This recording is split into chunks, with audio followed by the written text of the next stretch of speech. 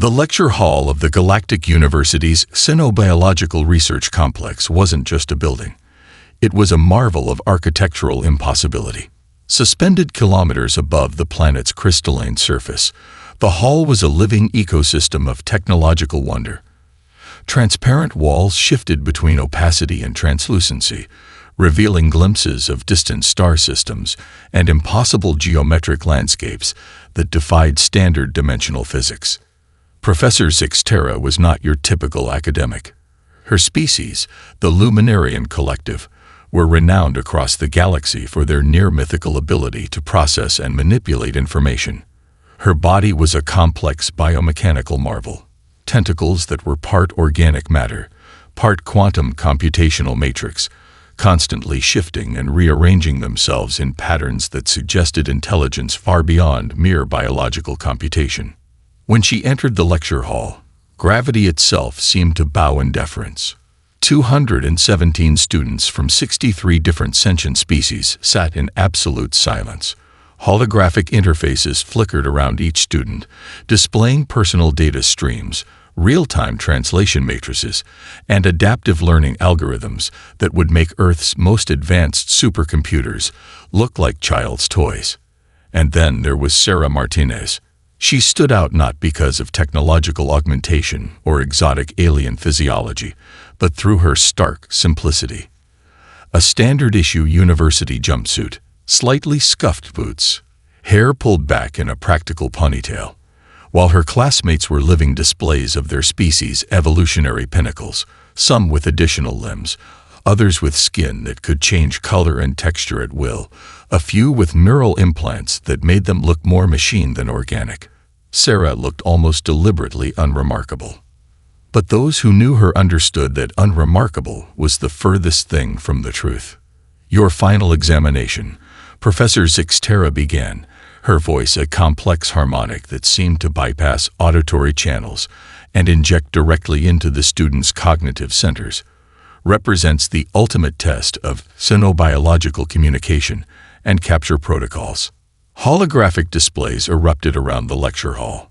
Fragments of previous expeditions flickered into existence, twisted technological remnants, traumatized research teams, and most prominently, brief, terrifying glimpses of the target, the phantasm Leviathan. No image could fully capture the creature. It was less an animal and more a living quantum anomaly. Previous expeditions had described it as a being that existed simultaneously in multiple states of matter and consciousness. Some reports suggested it could manipulate local reality, rendering advanced technologies useless. Others claimed it possessed an intelligence so profound that communication attempts were like an ant trying to discuss quantum mechanics with a human. The phantasm Leviathan, Professor Zixtera continued, has been the ultimate challenge for xenobiological research for over 3,000 standard galactic cycles. 217 research teams, 43 different technological approaches, billions of credits in advanced equipment, and 0 successful interactions.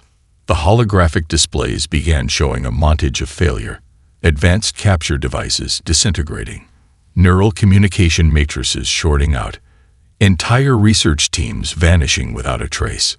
Sarah noticed something the others didn't: patterns in the destruction, subtle rhythms in the chaos. "Your task," the professor's tentacles began weaving complex holographic diagrams, "is to not just capture the Leviathan, but to establish first contact.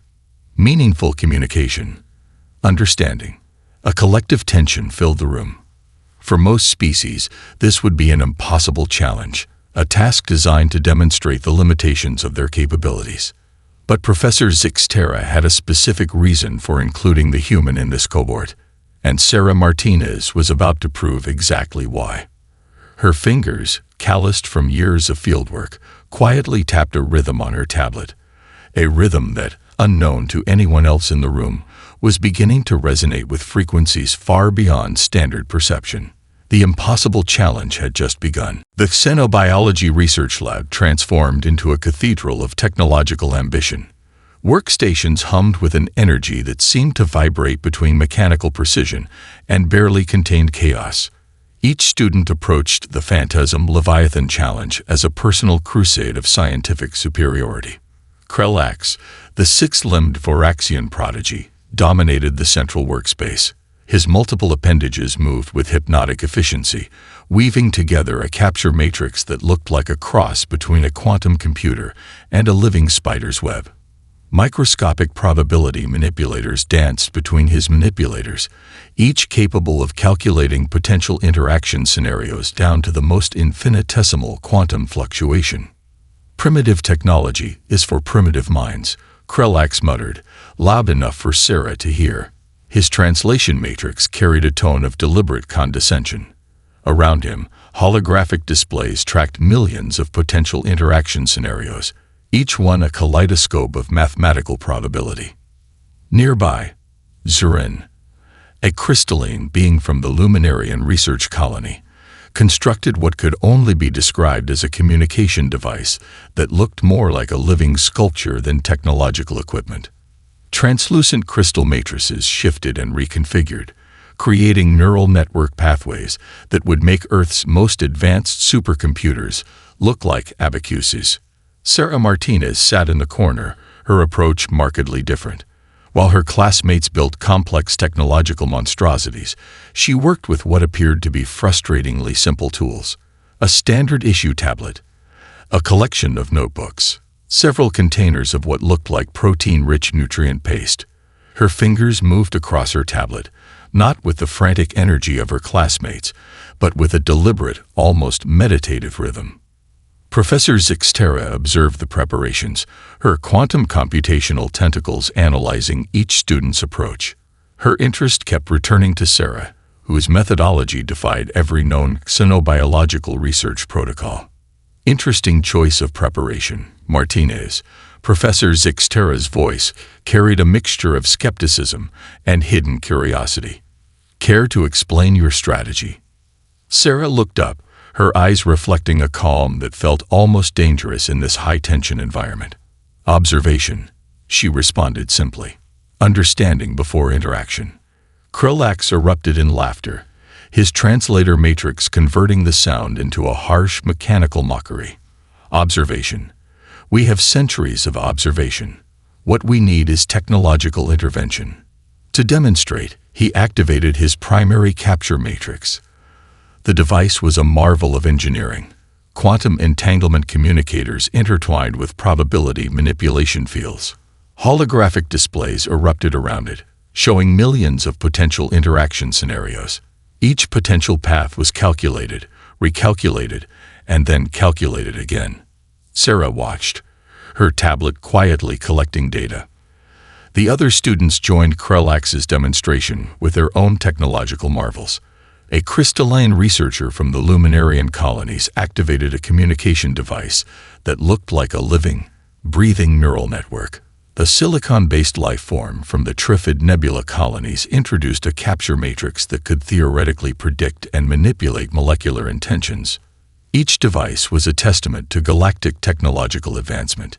Each represented the pinnacle of scientific achievement from their respective civilizations. And each would ultimately fail. Sarah continued her quiet work. Her notes weren't just observations, they were a complex web of behavioral studies, historical tracking techniques, and what appeared to be completely unrelated information. A recipe for nutrient-rich protein paste sat next to complex quantum interaction diagrams. Behavioral studies of pack animals shared screen space with advanced communication theory. Professor Zixtera's computational matrices worked overtime, trying to decode the human's approach. Something about Sarah's methodology defied standard analytical models. The preparation phase was almost complete. The impossible challenge was about to begin. And no one, not even Sarah Martinez, knew exactly what would happen next. The transport vessel cut through space like a razor through silk, its quantum drive creating ripples in the fabric of reality that would make standard physicists weep. The Phantasm Leviathan's homeworld was no ordinary planet. It was a living nightmare of geological and quantum impossibility. As they approached, the first signs of the planet's unique nature became apparent. Sensors went wild. Holographic displays flickered between multiple realities, showing landscapes that could not exist. Mountains that breathed, forests that sang, geological formations that defied every known law of physics and probability. Krillax's 6 limbs worked overtime, calibrating capture matrices that looked like intricate, living spider webs of quantum potential. His confidence radiated through the ship's communication network, a palpable force of technological arrogance. "Prepare primary quantum entanglement communicators," he barked, his translation matrix converting his native language into a crisp, almost militaristic standard galactic communication protocol. Around him, the most advanced technological minds in the galaxy readied their most sophisticated capture equipment. Zorin, the crystalline researcher, activated a communication device that looked more like a living sculpture than a piece of technology. Translucent crystal matrices shifted and reconfigured, creating neural network pathways that would make Earth's most advanced supercomputers look like prehistoric counting tools. Sarah Martinez stood to the side, her equipment conspicuously simple: a standard-issue universal translator, a compact data tablet, several containers of nutrient-rich paste. Her field jacket, worn and patched, stood in stark contrast to the sleek, adaptive environmental suits of her classmates. The landing was the first indication that something was fundamentally wrong. Quantum stabilization systems went haywire. Navigation computers began spitting out equations that looked more like fever dreams than mathematical calculations. The very ground seemed to resist their technological intrusion, shifting and breathing with a life of its own. Krillax deployed his primary capture matrix first. The device was a marvel of engineering, quantum entanglement communicators intertwined with probability manipulation fields. Holographic displays erupted around it, tracking millions of potential interaction scenarios. It lasted exactly 2.7 seconds before disintegrating. Not breaking, not malfunctioning. Disintegrating into raw quantum potential, as if the very fabric of reality had decided the device was an unwelcome intrusion. Zorin's crystal communication matrix was next. The living technology that had been the pride of the Luminarian research colonies simply dissolved. One moment, a complex, beautiful network of potential communication. The next, pure, formless energy. One by one, the technological marvels failed. Probability manipulators turned into quantum static. Neural communication matrices short-circuited in ways that defied standard computational logic. Advanced holographic mimicry devices produced nothing but madness. Fractured realities that threatened to break the sanity of anyone who looked too closely. The phantasm Leviathan wasn't just avoiding capture. It was actively dismantling their most sophisticated technologies with what seemed like amused contempt. Sarah watched, not with the panic of her classmates, not with frustration, but with a calm, analytical observation that felt almost dangerous. Her fingers moved across her tablet, cataloging the failures, not with the frantic energy of data collection, but with a deliberate, almost meditative rhythm. Krillax turned to her, his multiple limbs trembling with a mixture of fury and barely contained technological grief. "Explain," he demanded, his translator matrix crackling with emotion. "How can you be so calm?" Sarah looked up, her eyes reflecting something beyond standard computational understanding. "We're asking the wrong questions," she said simply. The planet continued to breathe around them. Technological dreams continued to die. And the phantasm Leviathan watched, waiting. The research camp lay in ruins. Technological marvels reduced to quantum dust. Alien researchers huddled in shock, their sophisticated equipment nothing more than memories of spectacular failure. Sarah Martinez walked away from the group, her movements deliberate and calm. No environmental suit, no advanced scanning equipment, just her worn field jacket, a universal translator, and a small container of nutrient paste.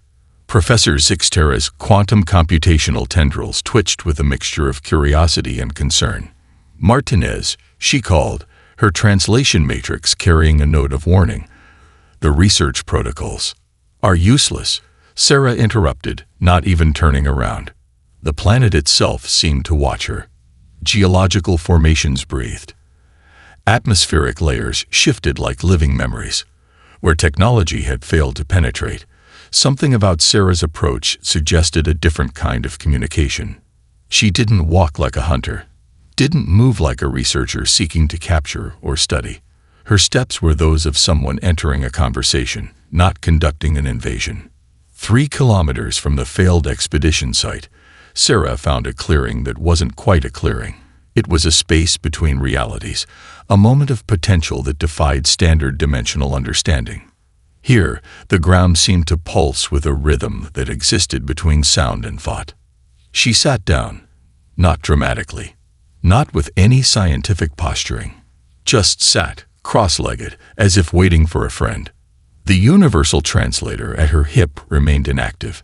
No scanning devices, no probability matrices, just a human, sitting in an impossible landscape. Her breathing became a rhythm. Slow, measured. Each exhale a subtle negotiation with the surrounding environment. Where her classmates had approached with technological violence, Sarah offered something entirely different. Presence. Minutes passed, then hours. The alien researchers watched through long-range scanners, their computational matrices working overtime to understand her approach. Krellax, still nursing the failure of his quantum capture matrix, scoffed. "She's doing nothing," he muttered, his 6 limbs moving in agitated patterns. Absolutely nothing. But Sarah wasn't doing nothing. She was listening. Not with ears, not with any technological enhancement, but with something more fundamental, a way of perceiving that transcended standard sensory input.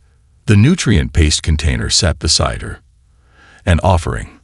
Not a trap. Not a scientific instrument. Just a simple gesture of potential connection. Subtle changes began to occur. The landscape around her started to respond. Not dramatically.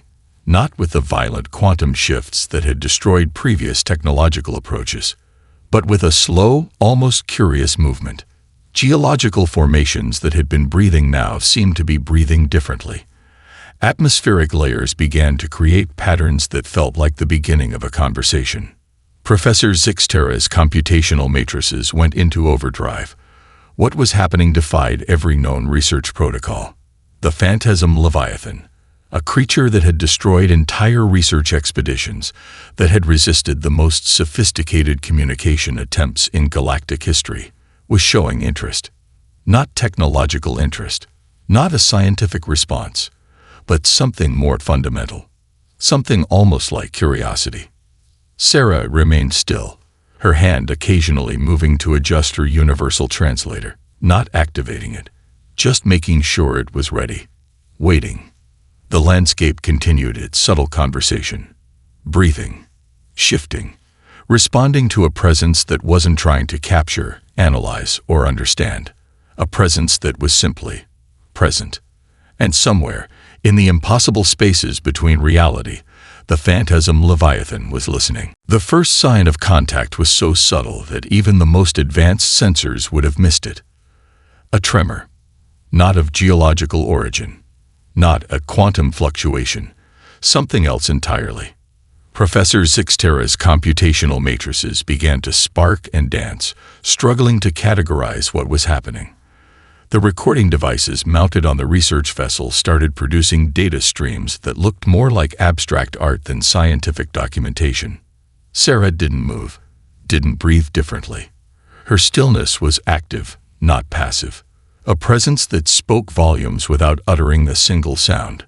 The landscape around her began to shift, not violently, not with the dramatic quantum instabilities that had destroyed previous expedition equipment.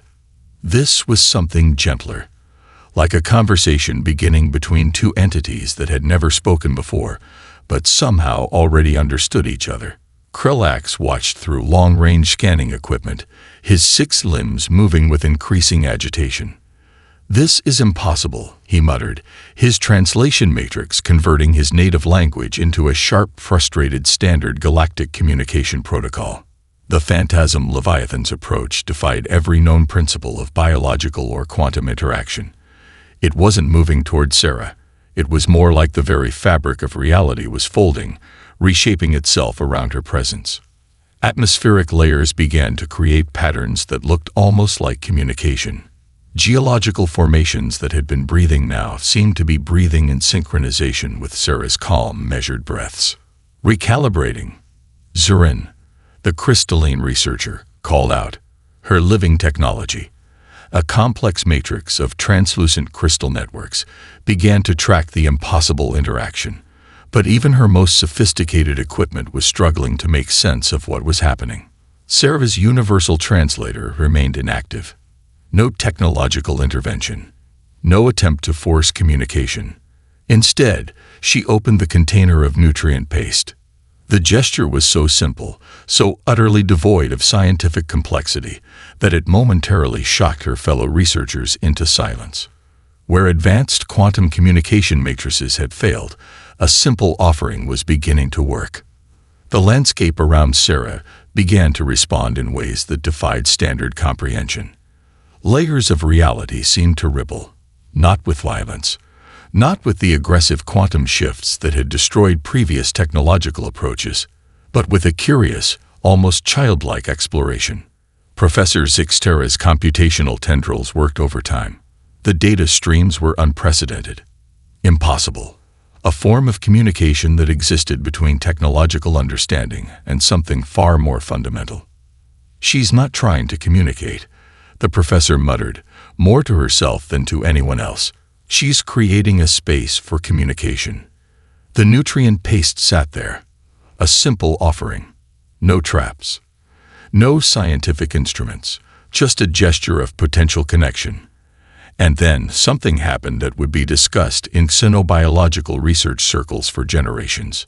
The phantasm Leviathan, a creature that had destroyed entire research expeditions, that had resisted the most sophisticated communication attempts in galactic history, began to show interest. Not a technological interest, not a scientific response, but something more primal, more fundamental, something almost like recognition. Sarah's hand remained steady, her breathing unchanged, her presence an invitation, not a demand. The landscape continued its impossible conversation, breathing, shifting, responding to a presence that wasn't trying to capture, analyze, or understand, a presence that was simply present. And in that moment, everything changed. The recording devices would later show nothing definitive, just a series of impossible data streams, quantum fluctuations that looked more like poetry than scientific documentation. But those who were there would never forget the moment when human intuition did what centuries of technological advancement could not. First contact was happening, not with violence, not with technology, but with something far more powerful. The communication wasn't happening through words. It wasn't happening through technology. It was happening through something far more fundamental, a language of presence, of shared experience that transcended standard modes of interaction. Sarah's nutrient paste remained untouched, but no longer as an offering. It had become something else, a symbol, a bridge between two completely different forms of existence. The phantasm Leviathan wasn't a beast. It wasn't even a singular entity in the way most species understood individuality. It was a complex network of consciousness, a living quantum network that had been systematically traumatized by centuries of technological invasion. Each previous expedition had treated it as a specimen, a challenge to be conquered, a problem to be solved. Sarah was doing something entirely different. She was listening, not with ears, not with technological enhancements, but with a depth of understanding that went beyond sensory input. The research team watched in stunned silence. Professor Zixtera's computational matrices worked overtime, struggling to process what was happening. Krulax's advanced scanning equipment produced nothing but impossible data streams, quantum fluctuations that looked more like abstract art than scientific documentation. Layers of the phantasm Leviathan's existence began to unfold, not through forceful extraction, not through technological probing, but through a gentle, almost respectful exploration. The creature's history emerged in fragments, memories that were more like living landscapes than traditional recollections. Entire civilizations had tried to study it, to capture it, to understand it. Each attempt had been a violation, a technological assault that treated the Leviathan as an object rather than a living, feeling entity.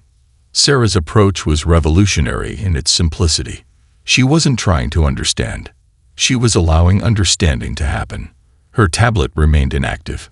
No recording, no analysis, just a passive presence that invited communication without demanding it. The research team's communication devices began to produce something unprecedented. Not data, not standard communication matrices, but something that looked more like emotional imprints, quantum echoes of experience that defied standard linguistic interpretation. "It's experiencing trauma," Zorin whispered, her crystalline form trembling. The advanced xenobiological researcher was seeing something that centuries of research had missed. The phantasm Leviathan wasn't a creature to be studied. It was a being that had been systematically hurt. Each technological invasion had been an assault, a violation of its fundamental existence. Sarah's stillness was an antidote to centuries of aggressive research. Professor Zixtera's computational tendrils began to understand something profound. Human communication wasn't about technological sophistication. It was about something far more nuanced. Empathy, presence, the ability to create a space of safety without attempting to control. The nutrient paste remained a bridge, not a scientific instrument, not a capture device, but a symbol of potential connection. Slowly, impossibly, the phantasm Leviathan began to share its true nature. It was a network of consciousness, a living quantum entity that existed in multiple dimensions simultaneously.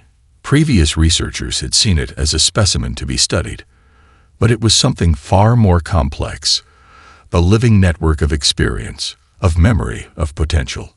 And it had been alone, impossibly, painfully alone. Sarah's presence was changing that, not through force, not through technology, but through something far more powerful: understanding. The research team watched as impossible communication happened. Quantum data streams produced emotional imprints. Geological formations seemed to breathe with a newfound sense of possibility. And at the center of it all was a human, not with advanced technology, not with sophisticated research protocols, just a simple presence that invited connection. The impossible was happening. The Galactic University's Grand Symposium Hall was a marvel of architectural impossibility. Holographic displays stretched beyond three-dimensional constraints, allowing researchers from multiple star systems to attend simultaneously. The walls themselves were living computational matrices, capable of displaying information in ways that would make Earth's most advanced technology look like prehistoric cave paintings. Sarah Martinez stood at the central presentation platform, her equipment conspicuously simple. No advanced holographic projectors, no quantum data matrices, just a standard tablet, a few handwritten notebooks, and a container of nutrient paste. Professor Zixtera introduced her with a mixture of scientific skepticism and barely contained curiosity. Researcher Martinez will now present her findings on the phantasm-Leviathan interaction, she announced, her quantum computational tendrils creating subtle translation matrices that carried nuanced emotional undertones. The assembled researchers represented the pinnacle of galactic scientific achievement: crystalline beings from the Luminarian colonies, silicon-based life forms from the Trifid Nebula, quantum computational entities that existed simultaneously in multiple dimensional states. Each had spent careers developing increasingly complex technological approaches to xenobiological communication, and each was about to witness something that would fundamentally challenge everything they understood about scientific research. Krillak sat in the front row, his 6 limbs coiled with a mixture of anticipation and barely contained hostility.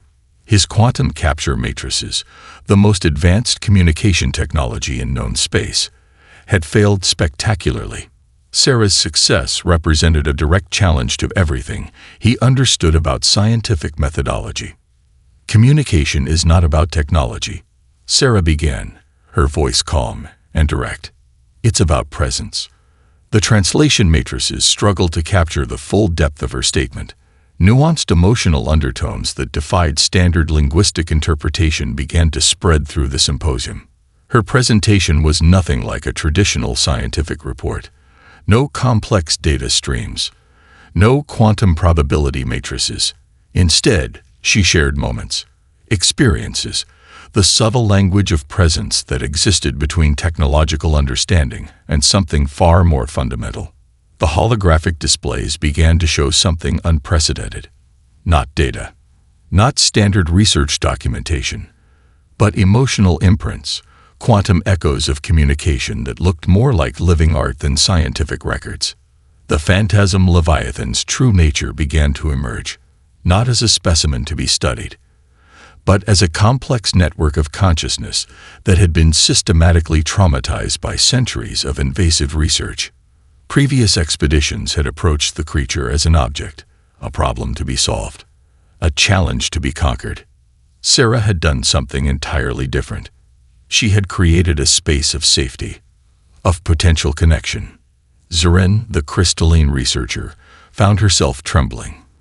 The living technology that was her primary sensory interface was producing emotional responses that defied standard scientific classification. Technological invasion is not communication, Sarah continued. Her presentation was dismantling centuries of established research protocols. True understanding requires creating a space of safety, of potential connection. The symposium hall began to react in impossible ways. Holographic displays produced emotional imprints that seemed to breathe with their own life. Researchers from multiple star systems found themselves experiencing something beyond standard sensory input. Professor Zixtera's computational matrices were working overtime. The data streams defied every known principle of scientific documentation. This wasn't just a research presentation. It was a fundamental reimagining of communication itself. Krell-Ax's advanced scanning equipment began to produce impossible readings. Not data, not standard scientific documentation, but something that looked more like living poetry.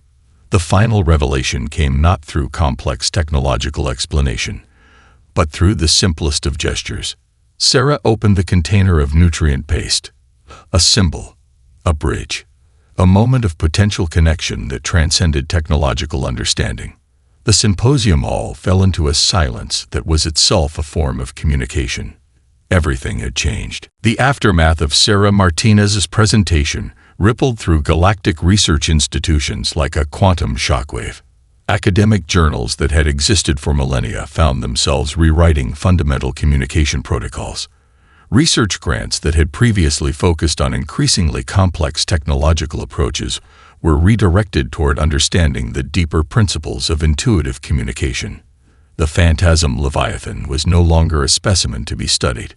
It became a willing collaborator, a living bridge between different forms of consciousness that challenged every previous understanding of interspecies communication. Professor Zixtera found herself at the center of a massive paradigm shift. Her entire career, built on quantum computational approaches to xenobiological research, now stood as a testament to the limitations of purely technological understanding. During a follow-up conference, she made a statement that would be quoted across multiple star systems. Humanity has demonstrated something we have forgotten. Communication is not about technological complexity. It is about creating a space of genuine understanding. The implications stretched far beyond academic circles. Diplomatic missions that had been stuck in centuries-long communication deadlocks began to reassess their approaches. Species that had been considered uncommunicative or primitive were now viewed through an entirely new lens.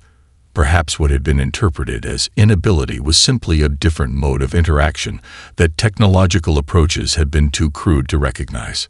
Sarah's research paper, published in the Galactic Journal of Xenocommunication, became required reading across multiple civilizations. Its simplicity was its greatest strength. No complex mathematical models, no intricate technological diagrams, just a profound exploration of presence, empathy, and the art of creating communication spaces. Krell-Ax, once her most vocal critic, found himself fundamentally transformed. The six-limbed Voraxian researcher began developing new research protocols that incorporated the principles Sarah had demonstrated. His quantum capture matrices were redesigned not as invasion tools, but as gentle invitation mechanisms. The phantasm Leviathan itself became something unexpected. No longer a mysterious, aggressive entity to be feared, it became a bridge between different forms of consciousness. Research stations were established, not with invasive technological equipment, but with spaces designed for gentle, respectful interaction. Humans, previously considered a relatively young and technologically unsophisticated species, found themselves at the center of a massive scientific revolution. Their approach to communication, rooted in empathy, intuition, and creating safe interaction spaces, was now seen as a sophisticated form of interspecies dialogue. Military research institutions began studying human communication techniques. Diplomatic academies rewrote their entire curriculum. What had once been considered soft skills were now recognized as the most advanced form of interspecies communication. The nutrient paste that Sarah had used became a symbolic artifact. Museums across multiple star systems displayed it as a testament to a revolutionary moment in galactic understanding. A simple container that had done more to advance interspecies communication than centuries of technological development. Professor Zixtera's final report on the expedition included a statement that would be quoted for generations. "We have been listening with technology when we should have been listening with our entire being." Sarah Martinez became more than a researcher. She became a symbol of a new approach to understanding. Speaking engagements, research collaborations, diplomatic missions, all sought her insights. But for Sarah, the revolution was never about personal recognition. It was about a fundamental principle. True communication happens not through force, but through genuine presence. The phantasm Leviathan continued to collaborate with researchers. But now, it was a willing participant, a partner in exploration. No longer a specimen, but a living network of consciousness that had found a way to share its incredible existence. In the vast, cold mathematics of the universe, humanity had just rewritten the rules of first contact. And it all began with a simple container of nutrient paste and a human who knew how to truly listen.